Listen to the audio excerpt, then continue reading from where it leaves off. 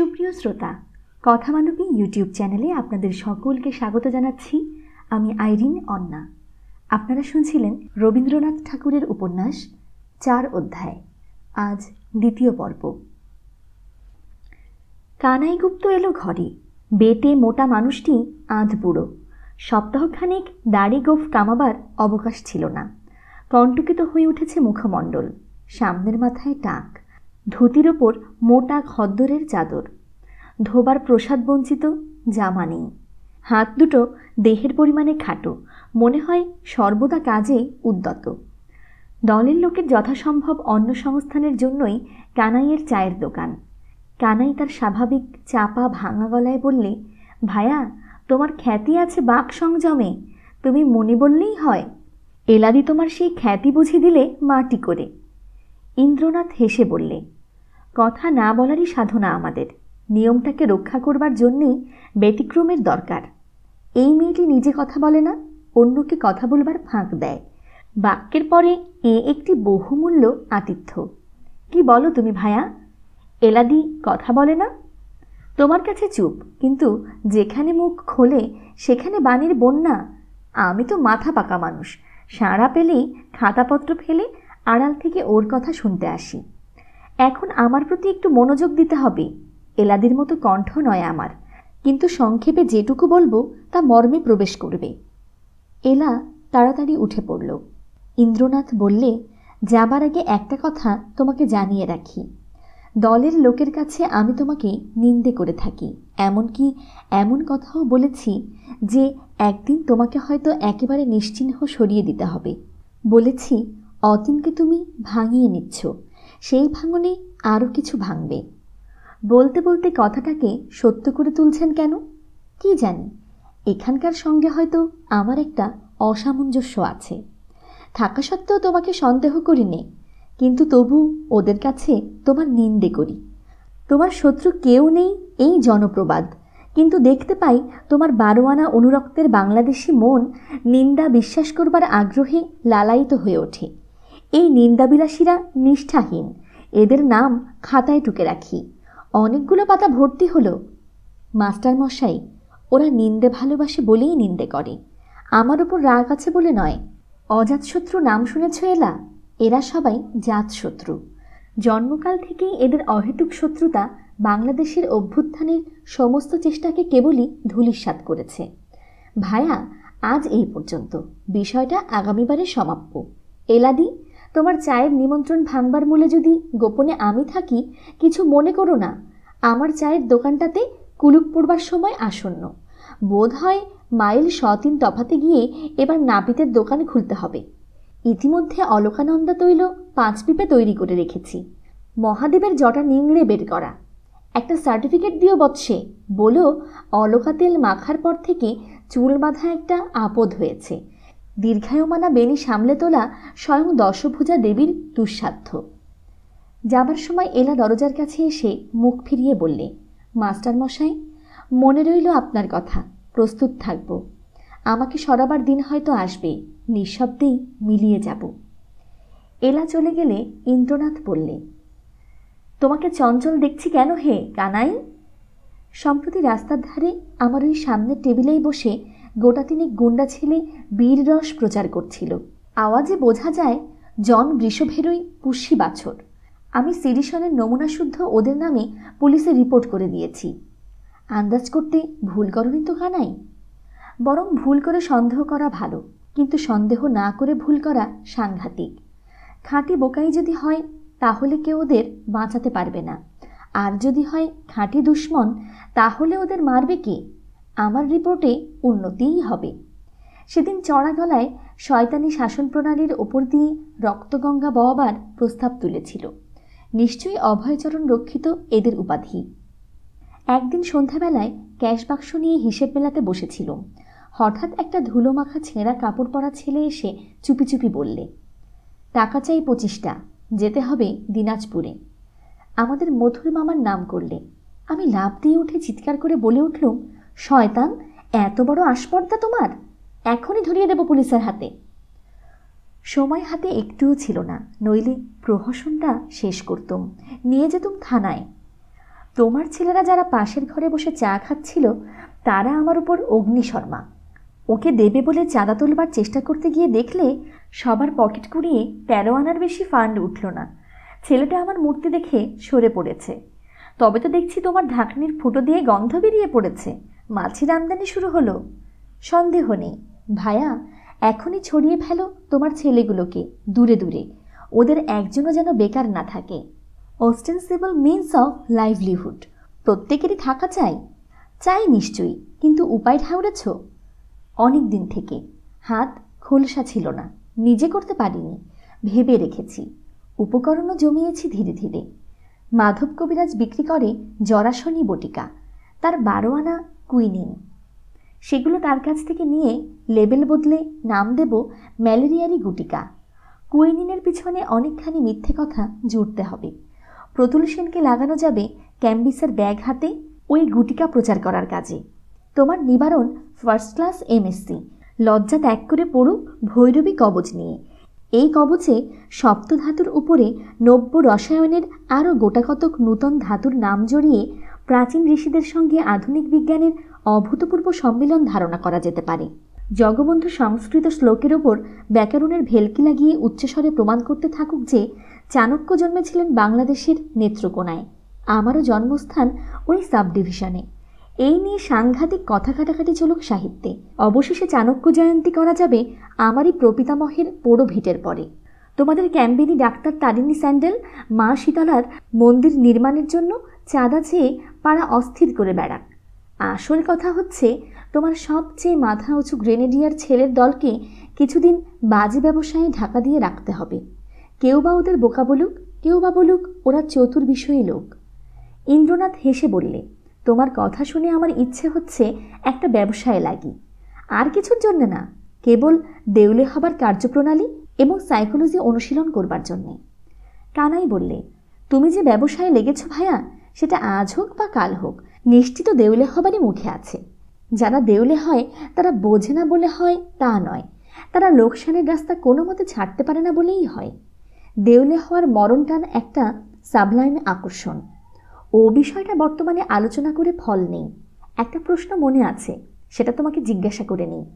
এলার মতো সুন্দরী সর্বদা দেখতে পাওয়া যায় না, এ কথা মানো কি না? মানি বই কি। তাহলে ওকে তোমাদের মধ্যে রেখেছ কোন সাহসে?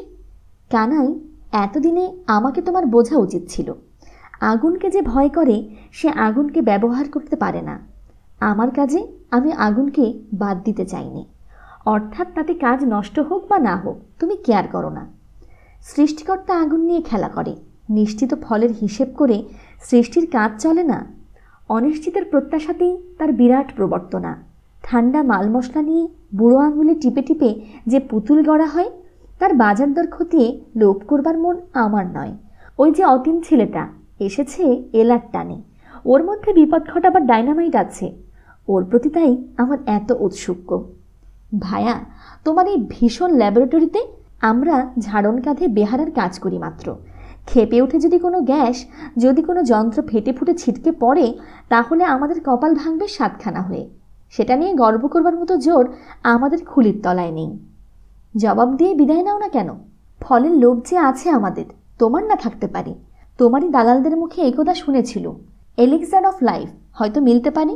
তোমার এই সর্বনেশী রিসার্চের চক্রান্তে গরিব আমরা ধরা দিয়েছি নিশ্চিত আশারি টানে, অনিশ্চিতের কুহকে নয়। তুমি এটাকে দেখছো জুয়ো খেলার দিক থেকে, আমরা দেখছি ব্যবসার সাদা চোখে। অবশেষে খতেনের খাতায় আগুন লাগিয়ে আমাদের সঙ্গে ঠাট্টা করো না ভায়া। ওর প্রত্যেক সিকি পয়সায় আছে আমাদের বুকের রক্ত। আমার মনে কোনো অন্ধবিশ্বাস নেই কানাই, হারজিতের কথা ভাবা একেবারে ছেড়ে দিয়েছি। প্রকাণ্ড কর্মের ক্ষেত্রে আমি কর্তা, এইখানেই আমাকে মানায় বলেই আমি আছি। এখানে হারও বড়, জিতও বড়। ওরা চারদিকের দরজা বন্ধ করে আমাকে ছোট করতে চেয়েছিল। মরতে মরতে প্রমাণ করতে চাই আমি বড়। আমার ডাক শুনে কত মানুষের মতো মানুষ মৃত্যুকে অবজ্ঞা করে চারিদিকে এসে জুটল, সে তো তুমি দেখতে পাচ্ছ কানাই। কেন? আমি ডাকতে পারি বলেই। সেই কথাটা ভালো করে জেনে এবং জানিয়ে যাব, তারপরে যা হয় হোক। তোমাকে তো বাইরে থেকে একদিন দেখতে ছিল সামান্য, কিন্তু তোমার অসামান্যকে আমি প্রকাশিত করেছি, রসিয়ে তুললুম তোমাদের। মানুষ নিয়ে এই আমার রসায়নের সাধনা। আর বেশি কি চাই? ঐতিহাসিক মহাকাব্যের সমাপ্তি হতে পারে পরাজয়ের মহাশ্মশানে, কিন্তু মহাকাব্য তো বটে। গোলামি চাপা এই খর্ব মনুষ্যত্বের দেশে মরার মতো মরতে পারাও যে একটা সুযোগ। ভায়া, আমার মতো অকাল্পনিক প্র্যাকটিক্যাল লোককেও তুমি টান মেরে এনেছো ঘোরতর পাগলামির তাণ্ডব নৃত্য মঞ্চে। ভাবি যখন, এ রহস্যের অন্ত পাইনি আমি কাঙালের মতো করে কিছুই চাইনে বলেই তোমাদের পরে আমার এত জোর। মায়া দিয়ে ভুলি, লোভ দেখিয়ে ডাকিনে কাউকে, ডাক দিই অসাধ্যের মধ্যে, ফলের জন্যে নয়, বীর্য প্রমাণের জন্যে। আমার স্বভাবটা ইম্পার্সোনাল, যা অনিবার্য তাকে আমি অক্ষুব্ধ মনে স্বীকার করে নিতে পারি। ইতিহাস তো পড়েছি, দেখেছি কত মহা মহা সাম্রাজ্য গৌরবের অভ্রভেদী শিখরে উঠেছিল, আজ তারা ধুলোয় মিলিয়ে গেছে। তাদের হিসেবের খাতায় কোথায় মস্ত একটা দেনা জমে উঠেছিল, যা তারা শোধ করেনি। আর এই দেশ যেহেতু আমারই দেশ, সৌভাগ্যের চিরসত্য নিয়ে ইতিহাসের উঁচু গদিতে গদিয়ান হয়ে বসে থাকবে পরাভবের সমস্ত কারণগুলোর পায়ে সিঁদুর চন্দন মাখিয়ে ঘণ্টা নেড়ে পুজো করতে করতে। বোকার মতো এমন আবদার করব কার কাছে? আমি তা কখনোই করিনি। বৈজ্ঞানিকের নির্বহ মন নিয়ে মেনে নেই, যার মরণ দশা সে মরবেই। তবে তবে দেশের চরম দুরবস্থা আমার মাথা হেঁট করতে পারবে না। আমি তারও অনেক ঊর্ধ্বে। আত্মার অবসাদ ঘটতে দেব না মরবার সমস্ত লক্ষণ দেখেও। আর তোমরা কি খোকা? মাঝ দরিয়ায় যে জাহাজের তলা গিয়েছে 7 জায়গায় ফাঁক হয়ে, কেঁদে কেটে মন্ত্র পড়ে কর্তার দোহাই পেড়ে তাকে বাঁচাতে পারবে না? যদি পারি তবে কি তোমরা কজনে জেনে শুনে সেই ডুবোজাহাজে ঝড়ের মুখে সাংঘাতিক পাল তুলে দিয়েছ? তোমাদের পাঁজর কাঁপেনি। এমন যে কজনকেই পাই ডুবতে ডুবতে তাদের নিয়েই আমাদের জিত। রসাতলে যাবার জন্যে যে দেশ অন্ধভাবে প্রস্তুত, তারই মাছ তুলে তোমরা শেষ পর্যন্ত জয়ধ্বজা উড়িয়েছ। তোমরা না করেছ মিথ্যে আশা, না করেছ কাঙালপনা, না কেঁদেছ নৈরাশ্যে হাউমাউ করে। তোমরা তবু হাল ছাড়োনি যখন জলে ভরেছে জাহাজের খোল। হাল ছাড়াতেই কাপুরুষতা। বাস, আমার কাজ হয়ে গেছে। তোমাদের যে কজনকে পেয়েছি তাদেরই নিয়ে। তারপরে কর্মণ্যে বাধিকারস্তে মা ফলেষু কদাচন। তুমি যা বলছো তার মধ্যে থেকে একটা প্রধান কথা বাদ গেছে বলে বোধ হয়। কোন কথাটা?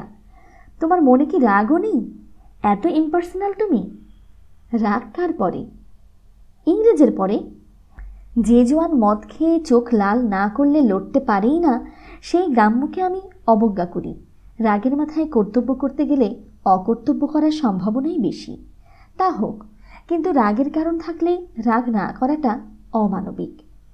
সমস্ত ইউরোপের সঙ্গে আমার পরিচয় আছে। আমি ইংরেজকেও জানি। যত পশ্চিমী জাত আছে তার মধ্যে ওরা সবচেয়ে বড় জাত। রিপুর তাড়ায় ওরা যে মারতে পারে না তা নয়, কিন্তু পুরোপুরি পারে না, লজ্জা পায়। ওদের নিজেদের মধ্যে যারা বড় তাদেরই কাছে জবাবদিহি করতে ওদের সবচেয়ে ভয়। ওরা নিজেকে ভোলায়, তাদেরও ভোলায়। ওদের উপরে যতটা রাগ করলে ফুল স্টিম বানিয়ে তোলা যায়, ততটা রাগ করা আমার দ্বারা সম্ভব হয় না। অদ্ভুত তুমি। 16 আনা মারের চোটে আমাদের মেরুদণ্ড ওরা চিরকালের মতো গুঁড়িয়ে দিতে পারত।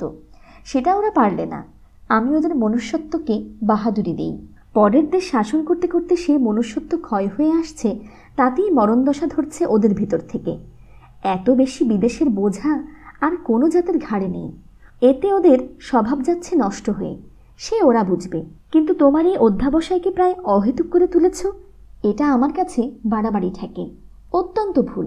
আমি অবিচার করব না, উন্মত্ত হব না, দেশকে দেবী বলে মা মা বলে অশ্রুপাত করব না। তবু কাজ করব, এতেই আমার জোর। শত্রুকে যদি শত্রু বলে তাকে দেশ না করো, তবে তার বিরুদ্ধে হাত চালাবে কি করে? রাস্তায় পাথর পড়ে থাকলে তার বিরুদ্ধে হাতিয়ার চালায় যেমন করে, অপ্রমত্ত বুদ্ধি নিয়ে। ওরা ভালো কি মন্দ সেটা তর্কের বিষয় নয়। ওদের রাজত্ব বিদেশি রাজত্ব, সেটাতে ভিতর থেকে আমাদের আত্মলোপ করছে। এই স্বভাব বিরুদ্ধ অবস্থাকে নড়াতে চেষ্টা করে আমার মানব স্বভাবকে আমি স্বীকার করি। কিন্তু সফলতা সম্বন্ধে তোমার নিশ্চিত আশা নেই। নাই রইল, তবু নিজের স্বভাবের অপমান ঘটাবো না। সামনে মৃত্যুই যদি সবচেয়ে নিশ্চিত হয়, তবুও পরাভবের আশঙ্কা আছে বলেই স্পর্ধা করে তাকে উপেক্ষা করে আত্মমর্যাদা রাখতে হবে। আমি তো মনে করি এইটাই আজ আমাদের শেষ কর্তব্য। ওই আসছেন রক্তগঙ্গা বওয়াবার মেকি ভাগীরথ, ওকে চা খাইয়ে আসি গে। সেই সঙ্গে স্পষ্ট ভাষায় খবরও দেব যে পুলিশকে সব কথা রিপোর্ট করা হয়েছে। তোমার দলের বোকারা আমাকে লিঞ্চ করে না বসে। দ্বিতীয় অধ্যায়। এলা বসে আছে কেদারায়, পিঠে বালিশ গোজা, লিখছে এক মনে, পায়ের উপর পা তোলা। দেশবন্ধুর মূর্তি আঁকা খাতা কাঠের বোর্ডে কোলের উপর আড় করে ধরা। দিন ফুরোতে দেরি নেই, কিন্তু তখনও চুল রয়েছে অযত্নে। বেগুনি রঙের খদ্দেরের শাড়ি গায়ে সেটাতে মলিনতা অব্যক্ত থাকে, তাই নিভৃতে ব্যবহারে তার অনাদৃত প্রয়োজন। এলার হাতে একজোড়া লাল রং করা শাখা, গলায় এক ছড়া সোনার হার। হাতির দাঁতের মতো গৌরবর্ণ শরীরটি আঁটো সাঁটো, মনে হয় বয়স খুব কম, কিন্তু মুখে পরিণত বুদ্ধির গাম্ভীর্য। খদ্দরের সবুজ রঙের চাদরে ঢাকা সংকীর্ণ লোহার খাট ঘরের প্রান্তে দেয়াল ঘেঁষা। নারায়ণ স্কুলের তাঁতে বোনা শতরঞ্চ মেঝের উপর পাতা, একধারে লেখবার ছোট টেবিলে ব্লটিং প্যাড, তার একপাশে কলম পেন্সিল সাজানো দোয়াতদান, অন্য ধারে পিতলের ঘটিতে গন্ধরাজ ফুল। দেয়ালে ঝুলছে কোনো একটি দূরবর্তীকালের ফটোগ্রাফের প্রেতাত্মা, ক্ষীণ হলদে রেখায় বিলীন প্রায়। অন্ধকার হলো, আলো জ্বালবার সময় এসেছে। উঠি উঠি করছে এমন সময় খদ্দরের পর্দাটা সরিয়ে দিয়ে অতীন্দ্র দমকা হাওয়ার মতো ঘরে ঢুকেই ডাক দিল, এলি। এলা খুশিতে চমকে উঠে বললে, অসভ্য, জানান না দিয়ে এ ঘরে আসতে সাহস করো। এলার পায়ের কাছে ধপ করে মেঝের উপর বসে অতীন বললে, জিমটা অতি ছোট, কায়দা কানুন অতি দীর্ঘ। নিয়ম বাঁচিয়ে চলবার উপযুক্ত পরমায়ও ছিল সনাতন যুগে মান্ধাতার। কলিকালে তার টানাটানি পড়েছে। আমার কাপড় ছাড়া হয়নি এখনো। ভালোই, তাহলে আমার সঙ্গে মিশ খাবে। তুমি থাকবে রথে, আমি থাকব পদাতিক হয়ে। এরকম দ্বন্দ্ব মনুর নিয়মে অধর্ম। এককালে আমি ছিলাম নিখুঁত ভদ্রলোক, খোলসটা তুমিই দিয়েছ ঘুচিয়ে। বর্তমান বেশভূষাটা দেখছ কী রকম? অভিধানে ওকে বেশভূষা বলে না, কি বলে তবে? শব্দ পাচ্ছি নে খুঁজে, বোধহয় ভাষায় নেই। জামার সামনেটাতেই ওই যে বাঁকাচোরা ছেঁড়ার দাগ, ও কি তোমার সকৃত সেলাইয়ের লম্বা বিজ্ঞাপন? ভাগ্যের আঘাত দারুণ হলেও বুক পেতেই নিয়ে থাকি, ওটা তারই পরিচয়। এ জামা দর্জিকে দিতে সাহস হয় না, তার তো আত্মসম্মান বোধ আছে। আমাকে দিলে না কেন?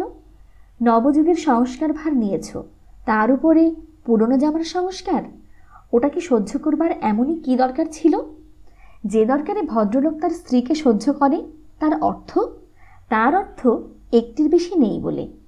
কি বলো তুমি অন্তু? বিশ্ব সংসারে তোমার ওই একটি বই জামা আর নেই? বাড়িয়ে বলা অন্যায়, তাই কমিয়ে বলল। পূর্ব আশ্রমে শ্রীযুক্ত অতীন্দ্রবাবুর জামা ছিল বহু সংখ্যক ও বহুবিধ। এমন সময় দেশে এলো বন্যা। তুমি বক্তৃতায় বললে যে অশ্রুপ্লাবিত দুর্দিনে, মনে আছে অশ্রুপ্লাবিত বিশেষণটা?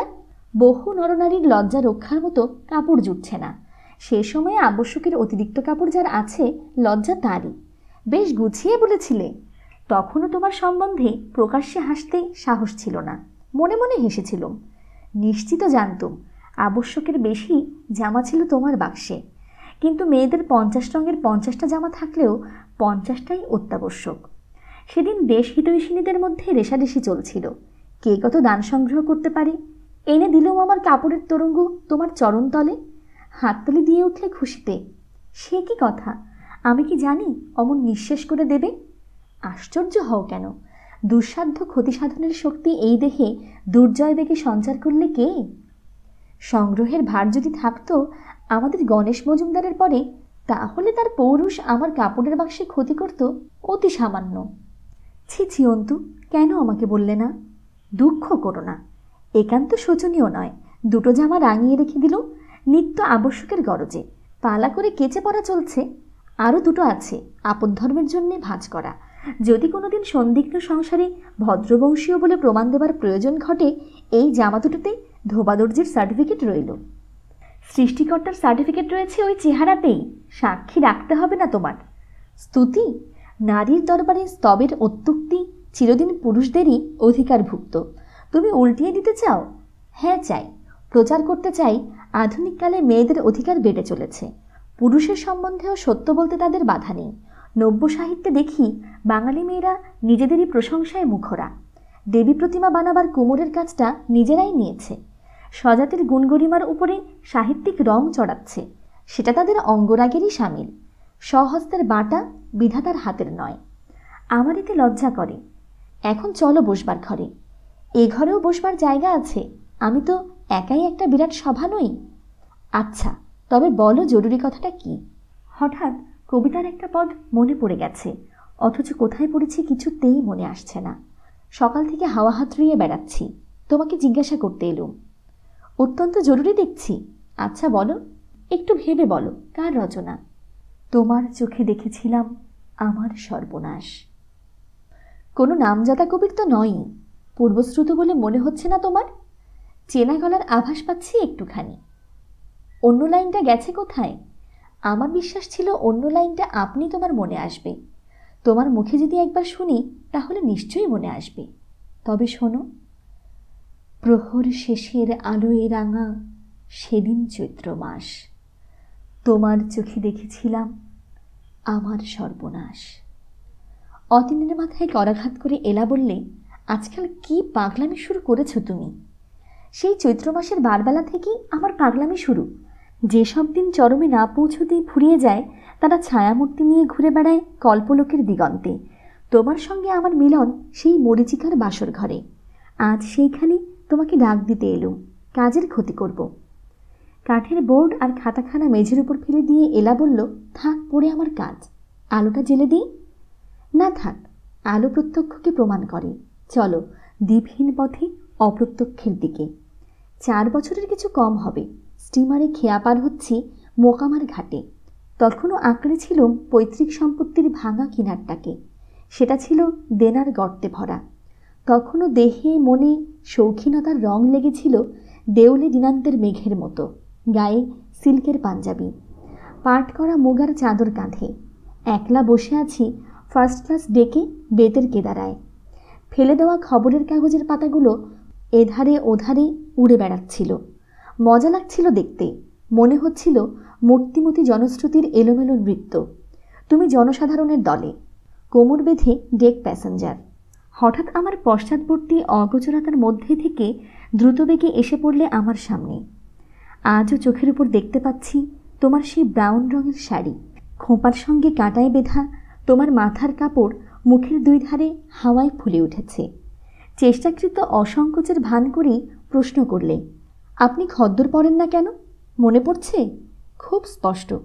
তোমার মনের ছবিকে তুমি কথা কওয়াতে পারো। আমার ছবি বোবা। আমি আজ সেদিনের পুনরুক্তি করে যাব, তোমাকে শুনতে হবে। শুনবো না তো কি? সেদিন যেখানে আমার নূতন জীবনের ধুয়ো পুনো পুনো, সেখানে আমার মন ফিরে আসতে চায়। তোমার গলার সুরটি শুনেই আমার সর্বশরীর চমকে উঠল। সেই সুর আমার মনের মধ্যে এসে লাগলো হঠাৎ আলোর ছটার মতো। যেন আকাশ থেকে কোন এক অপরূপ পাখি ছো মেরে নিয়ে গেল আমার চিরদিনটাকে। অপরিচিতা মেয়েটির অভাবনীয় স্পর্ধায় যদি রাগ করতে পারতুম, তাহলে সেদিনকার খেয়াতরি এত বড় আঘাটাই পৌঁছিয়ে দিত না। ভদ্রপাড়াতেই শেষ পর্যন্ত দিন কাটত চলতি রাস্তায়। মনটা আর্দ্র দেশলাই কাঠির মতো, রাগের আগুন জ্বলল না। অহংকার আমার স্বভাবের সর্বপ্রধান সদ্গুণ। তাই ধাঁ করে মনে হলো, মেয়েটি যদি আমাকে বিশেষভাবে পছন্দ না করত, তাহলে এমন বিশেষভাবে ধমক দিতে আসতো না। খদ্দর প্রচার ও একটা ছুতো। সত্যি কিনা বলো? ওগো, কতবার বলেছি। অনেকক্ষণ ধরে ডেকের কোণে বসে তোমাকে চেয়ে চেয়ে দেখছিলাম। ভুলে গিয়েছিলাম আর কেউ সেটা লক্ষ্য করছে কিনা। জীবনে সেই আমার সবচেয়ে আশ্চর্য এক চমকের চিরপরিচয়। মন বললে, কোথা থেকে এলো এই অতিদূর জাতের মানুষটি? 4 দিকের পরিমাপে তৈরি নয়, শ্যাওলার মধ্যে শতদল পদ্ম। তখনই মনে মনে পণ করলুম, এই দুর্লভ মানুষটিকে টেনে আনতে হবে। কেবল আমার নিজের কাছে নয়, আমাদের সকলের কাছে। আমার কপালে তোমার 1 বচনের চাওয়াটা চাপা পড়ল বহু বচনের চাওয়ার তলায়। আমার উপায় ছিল না অন্তু। দ্রৌপদীকে দেখবার আগেই কুন্তী বলেছিলেন, তোমরা সবাই মিলে ভাগ করে নিও। তুমি আসবার আগেই শপথ করে দেশের আদেশ স্বীকার করেছি। বলেছি, আমার একলার জন্যে কিছুই রাখব না। দেশের কাছে আমি বাগদত্তা। অধার্মিক তোমার পণ গ্রহণ, এ পণকে রক্ষা করাও প্রতিদিন তোমার স্বধর্ম বিগ্রহ। পণ যদি ভাঙতে হয় সত্য রক্ষা হতো। যে লোভ পবিত্র, যা অন্তর্যামীর আদেশবাণী, তাকে দলের পায়ে দলিত করেছ, এর শাস্তি তোমাকে পেতে হবে। অন্তু, শাস্তির সীমা নেই। দিন রাত মারছে আমাকে। যে আশ্চর্য সৌভাগ্য সকল সাধনার অতীত, যা দৈবের অযাচিত দান, তা এলো আমার সামনে, তবু নিতে পারলুম না। হৃদয়ে হৃদয়ে গাঁট বাঁধা। তৎসত্ত্বেও এত বড় দুঃসহ বৈধব্য কোনো মেয়ের ভাগ্যে যেন না জোটে। একটা মন্ত্র পড়া বেড়ার মধ্যে ছিল, কিন্তু তোমাকে দেখবা মাত্র মন উৎসুক হয়ে উঠল। বললে, ভাঙুক সব বেড়া।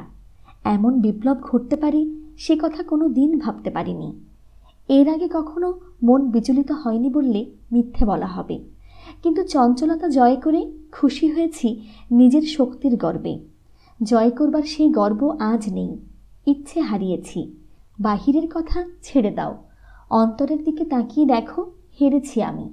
তুমি বীর, আমি তোমার বন্দিনী। আমিও হেরেছি আমার সেই বন্দিনীর কাছে। হার শেষ হয়নি, প্রতি মুহূর্তের যুদ্ধে প্রতি মুহূর্তেই হারছি। অন্তু, ফার্স্ট ক্লাস ডেকে যখন অপূর্ব আবির্ভাবের মতো আমাকে দূর থেকে দেখা দিয়েছিলে, তখনও জানতুম থার্ড ক্লাসের টিকিটটা আমাদের আধুনিক আভিজাত্যের একটা উজ্জ্বল নিদর্শন। অবশেষে তুমি চললে রেলগাড়িতে সেকেন্ড ক্লাসে। আমার দেহ মনকে প্রবল টান দিলে সেই ক্লাসের দিকে। এমনকি মনে একটা চাতুরীর কল্পনা এসেছিল। ভেবেছিলুম ট্রেন ছাড়বার শেষ মুহূর্তে উঠে পড়ব তোমার গাড়িতে, বলবো তাড়াতাড়িতে ভুলে উঠেছি। কাব্যশাস্ত্রে মেয়েরাই অভিসার করে এসেছে, সংসার বিধিতে বাধা আছে বলেই কবিদের এই করুণা। উসখুস করা মনের যত সব এলোমেলো ইচ্ছে ভিতরের আধার কোঠায় ঘুর খেয়ে খেয়ে দেয়ালে মাথা ঠুকে ঠুকে বেড়ায়। এদের কথা মেয়েরা পর্দার বাইরে কিছুতে স্বীকার করতে চায় না।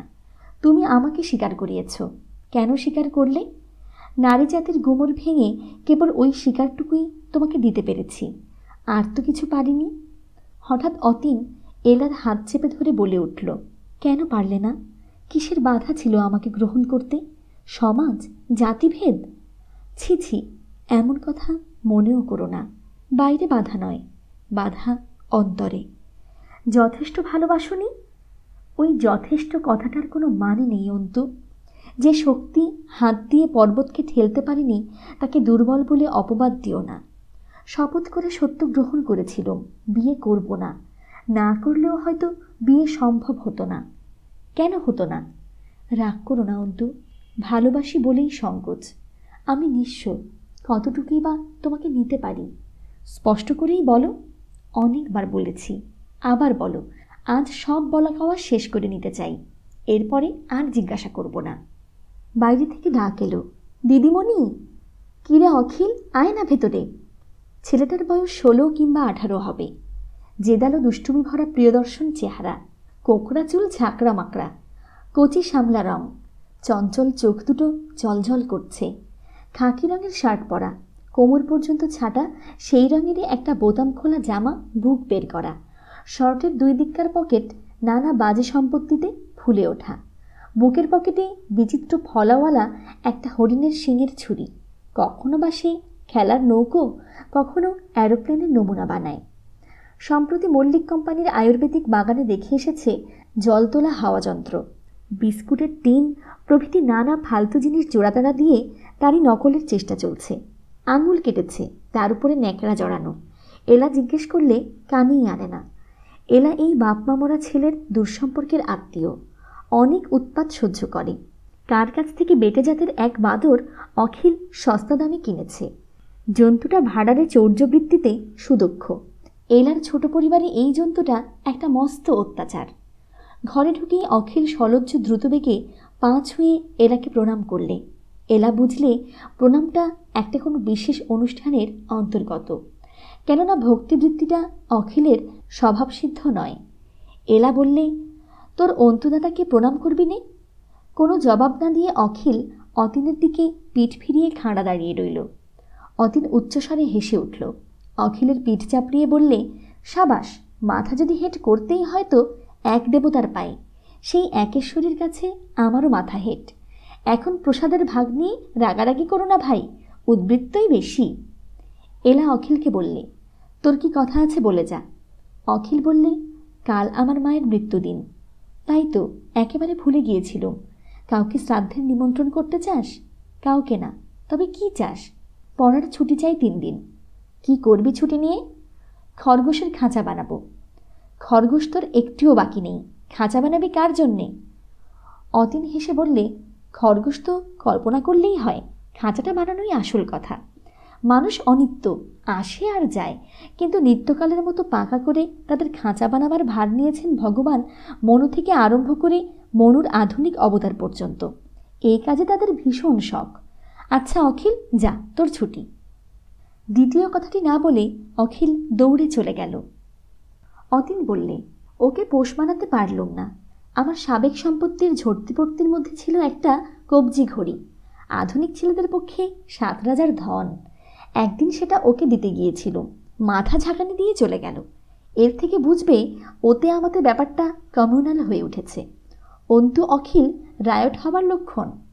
ছেলেদের সঙ্গে ভাব করতে তোমার জুড়ি কেউ নেই, তবু এই বাঁদরটার কাছে হার মানলে কেন? মাঝখানে আছে তৃতীয় পক্ষ, নইলে ওতে আমাতে হরিহর বনে যেতুম। থাক সে কথা। এখন বলো, তোমার কৈফিয়তটা কি? কেন আমাকে সরিয়ে রাখলে? একটা সোজা কথা, কেন তুমি মনে রাখো না যে তোমার চেয়ে আমি বয়সে বড়? কারণ এই সোজা কথাটা ভুলতে পারি না যে তোমার বয়স 28, আমার বয়স 28 পেরিয়ে কয়েক মাস। প্রমাণ করা খুব সহজ, কারণ দলিলটা তাম্রশাসনে ব্রাহ্মলিপিতে লেখা নয়। আমার 28 তোমার 28কে বহুদূর পেরিয়ে গেছে। তোমার 28-এ যৌবনের সব সলতেই নির্ধুম জ্বলছে। এখনো তোমার জানালা খোলা যাদের দিকে, তারা অনাগত, তারা অভাবিত। এলি, আমার কথাটা কিছুতেই বুঝতে চাইছ না বলেই বুঝছ না। দলের কাছে ভগবানের সত্যের বিরুদ্ধে সত্য নিয়েছ, তাই নানা তর্ক বানিয়ে নিজেকে ভোলাচ্ছ। আমাকেও ভোলাও, কিন্তু এ কথা বলো না আমার জীবনে এখনো অনাগত অভাবিত দূরে রয়ে গেছে। এসেছে সে তুমি, তবুও আজও সে অনাগত। চিরদিনই কি তবে জানালা খোলা থাকবে তার দিকে? সেই শূন্যের ভেতর দিয়ে কেবলই বাজবে আমার আর্তসুর, চাই, তোমাকেই চাই। আর অন্য দিক দিয়ে ফিরে আসবে না কোনো উত্তর? ফিরে আসছে না, এমন কথা বলছো কি করে অকৃতজ্ঞ? চাই চাই চাই, তোমার চেয়ে বেশি কিছুই চাইনি এ জগতে। যে সময় দেখা হলে শুভদৃষ্টি সম্পূর্ণ হতো, সে সময় হয়নি যে দেখা। কিন্তু তবু বলছি, ভাগ্যে হয়নি। কেন, কি ক্ষতি হতো তাতে? আমার জীবন সার্থক হতো, কতটুকুই বা দাম তার। কারো মতো নও যে তুমি, মস্ত তুমি। তফাতে আছি বলেই দেখতে পেলুম সেই তোমার অলোক সামান্য প্রকাশ। সামান্য আমাকে দিয়ে তোমাকে জড়িয়ে ফেলবার কথা কল্পনা করতে আমার ভয় করে। আমার ছোট সংসারে প্রতিদিনের তুচ্ছতার মানুষ হবে তুমি। আমি কত উপরে মুখ তুলে তোমার মাথা দেখতে পাই, তোমাকে বোঝাবো কেমন করে? মেয়েদের সম্বল জীবনের যত সব খুঁটিনাটি, সেই বোঝা দিয়ে তোমাদের মতো পুরুষের জীবনকেও চাপা দিতে ভয় পায় না এমন মেয়ে হয়তো আছে। তারা ট্র্যাজেডি ঘটিয়েছে কত, আমি তা জানি। চোখের সামনে দেখছি লতার জালে বনস্পতিকে বাড়তে দিল না। সেই মেয়েরা বুঝি মনে করে তাদের জড়িয়ে ধরাই যথেষ্ট। এলা, যে পায় সেই জানে যথেষ্ট কাকে বলে। নিজেকে ভোলাতে চাই নে অন্তু। প্রকৃতি আমাদের আজন্ম অপমান করেছে। আমরা বায়োলজির সংকল্প বহন করে এসেছি জগতে, সঙ্গে সঙ্গে এনেছি জীব প্রকৃতির নিজের যোগানো অস্ত্র ও মন্ত্র। সেগুলো ঠিকমতো ব্যবহার করতে জানলেই সস্তায় আমরা জিতে নিতে পারি তোমাদের সিংহাসন। সাধনার ক্ষেত্রে পুরুষকে প্রমাণ করতে হয় তার শ্রেষ্ঠতা। সেই শ্রেষ্ঠতা যে কী, ভাগ্যক্রমে আমি তা জানবার সুযোগ পেয়েছি। পুরুষরা আমাদের চেয়ে অনেক বড়, মাথায় বড়। হ্যাঁ, মাথায় বড়ই তো। প্রকৃতিকে অতিক্রম করে বড় হবার তরুণদার সেই মাথায়। আমার বুদ্ধিশুদ্ধি যথেষ্ট থাক না থাক, আমি নম্র হয়ে নিজেকে নিবেদন করতে পেরেছি সেই উপরের দিকে চেয়ে। কোনো নিজ উৎপাত করেনি? করেছে। আমাদের টানে যারা নেমে আসে বায়োলজির নিচের তলায়, তারা বিশ্রী হয়ে বিগড়ে যায়। ব্যক্তিগত বিশেষ ইচ্ছে বা প্রয়োজন না থাকলেও নিজে টেনে আনবার একটা সাধারণ ষড়যন্ত্রে আমরা সমস্ত মেয়ে এক হয়ে যোগ দিয়েছি। সাজে সজ্জায়, হাবে ভাবে, বানানো কথায়। বোকাদের ভোলাবার জন্যে? হ্যাঁ গো, তোমরা বোকা। অতি সহজ মন্ত্রেই ভোলো। তাই আমাদের এত গুমর। আমরা বোকাদের ভালোবেসেছি, তবু তাদের স্থূল বোকামির সর্বোচ্চ শিখরে দেখেছি সূর্যোদয়। আলো এনেছে তারা, পূজা করেছি তখন। অনেক দেখেছি ইতর, নোংরা, নিন্দুক, অনেক দেখেছি কৃপণ, কুৎসিত। সব বাদ দিয়ে, সব মেনে নিয়ে তবু অনেক বাকি থাকে। সেই বাকিদেরই দেখেছি উজ্জ্বল আলোয়। তাদের অনেকের নাম থাকবে না কারো মনে, তবু তারা বড়। এলি, তোমার কথা শুনে লজ্জা করছে। মনে হচ্ছে একটা প্রতিবাদ না করলে ভালো শোনাবে না, তবু ভালোও লাগছে। কিন্তু সত্য কথায় তোমার কাছে হার মানতে পারবো না। আমাদের দেশের পুরুষদের যে কাপুরুষতার লক্ষণ ছোটবেলা থেকে দেখেছি, যার কথা আমাকে বারবার ভাবিয়েছে, সে আমি আজ তোমার কাছে বলবো। আমি দেখেছি আমার জানা পরিবারের মধ্যে এবং আমার নিজের পরিবারেরও শাশুড়ির অসহ্য অন্যায় আধিপত্য। শাশুড়ির অত্যাচারের কথা চিরকাল এদেশে প্রচলিত। হ্যাঁ, সে তো জানি, নিজের ঘরে দেখেছি। যে মানুষ হাড়ে দুর্বল, দুর্বলের জম সে, তার মতো নিষ্ঠুর কেউ হতে পারে না। এলা, ও কথা বলে তুমি তোমার ভাবি শাশুড়ির নিন্দার ভূমিকা করে রেখো না। নববধূর পরে অমানসিক অত্যাচারের খবর প্রায় শুনতে পাই, আর দেখি তার প্রধান নায়িকা শাশুড়ি। কিন্তু শাশুড়িকে অপ্রতিহত অন্যায় করবার অধিকার দিয়েছে কে? সে তো ওই মায়ের খোকারা। অত্যাচারিণীর বিরুদ্ধে নিজের স্ত্রীর সম্ভ্রম রাখবার শক্তি নেই যাদের, সেই নাবালকদের কখনোই কি বিয়ে করবার বয়স হয়? যখন হয় তখন তারা স্ত্রীর খোকা হয়ে ওঠে। যেখানে পুরুষের পৌরুষ দুর্বল, সেখানেই মেয়েরা নেমে আসে আবার নাবায় নিচতার দিকে। আজ দেখি আমাদের দেশে যারা বড়, কিন্তু করবার সংকল্প করে তারা মেয়েকে ত্যাগ করতে চায়। মেয়েকে ভয় করে সেই স্ত্রৈণ কাপুরুষেরা। সেই জন্যেই এই কাপুরুষের দেশে তুমি পণ করেছ বিয়ে করবে না, পাছে কোনো কচিমন বেঁকে যায় তোমার মেয়েলি প্রভাবে। যথার্থ পুরুষ যারা, তারা যথার্থ মেয়ের জোরেই চরিতার্থ হবে। বিধাতার নিজের হাতের এই হুকুমনামা আছে আমাদের রক্তে। যে সেই বিধিলিপিকে ব্যর্থ করে, সে পুরুষ নামের যোগ্য নয়। পরীক্ষার ভার ছিল তোমার হাতে, আমাকে পরীক্ষা করে দেখলে না কেন? সুপ্রিয় শ্রোতা, এই ছিল আজকের পর্বটি। পরবর্তী পর্বটি পেতে কথা মানবী ইউটিউব চ্যানেলটি সাবস্ক্রাইব করে পাশে থাকা বেল আইকনটি অন করে নিন। আর আমাদের কাজগুলো যদি আপনাদের ভালো লেগে থাকে, তবে লাইক, কমেন্ট এবং শেয়ার করে বন্ধুদের মাঝে ছড়িয়ে দেবার অনুরোধ রাখছি। সকলে খুব ভালো থাকুন, সুস্থ থাকুন, আনন্দে থাকুন, নিরাপদে থাকুন। নিজের জন্যে বাঁচুন, নিজের আপন মানুষদের জন্যে বাঁচুন। অনেক অনেক শুভকামনা জানিয়ে আজকের মতো এখানেই বিদায় নিচ্ছি।